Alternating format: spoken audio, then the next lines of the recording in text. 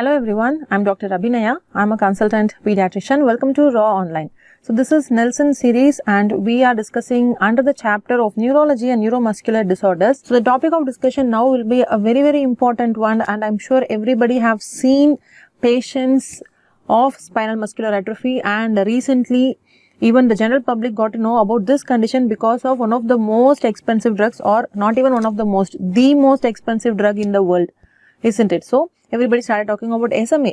So as pediatricians, as residents, you need to know what are the types of spinal muscular atrophy and how to diagnose it, and what are the novel therapies that are coming up, and what is currently used. So what is the approach, etc. And we do have a separate presentation on approach to floppy infant, where you will be able to localize where exactly is the pathology when you receive a child, floppy infant or a floppy newborn. How do you approach the child? So that is a separate presentation. I want you to go through that first and then come over to this presentation, right? So let's get started. Spinal muscular atrophy. So where exactly is the pathology? Here the pathology is in the motor unit or in the anterior horn cell. So this is a cause of peripheral hypotonia. So basically SMA, we do not point to one particular disorder, but it is a continuum, or it is a collection of genetically inherited syndromes, and starting from SMA type 0 to SMA type 4, we have a variety of clinical phenotypes under SMA. Okay, so not all SMAs present similar, not in their onset, in the distribution, it is quite, the presentation is different, and the approach is different, and even the development, the motor development is also different. So the underlying pathology is the same. The anterior horn cells are getting degenerated. This is the same for all types of SMA, and this degeneration will be progressive. So the patients will have a progressive destruction of alpha motor cells, and so progressive weakness is present. So the hallmark of SMA will be areflexia, no reflexes. You will not be able to elicit the deep tendon reflexes. So DTRs will be absent. There will be areflexia. There will be hypotonia. So this is the hallmark of SMA. So the muscle weakness in any motor disorder, in myopathies, muscular dystrophies, mostly it is a proximal muscle weakness. So this is a rule of thumb, right? So characteristic proximal muscle weakness will be present, and eventually the muscles will go for atrophy. So coming to SMA, where exactly is the issue? We need to know, isn't it? So the issue here, the deletion happens at chromosome 5q13, and the gene which is implicated to be the culprit is the SMN1 gene, which gets deleted in 5q13. So this is the it is the cause for 95% cases of SMA.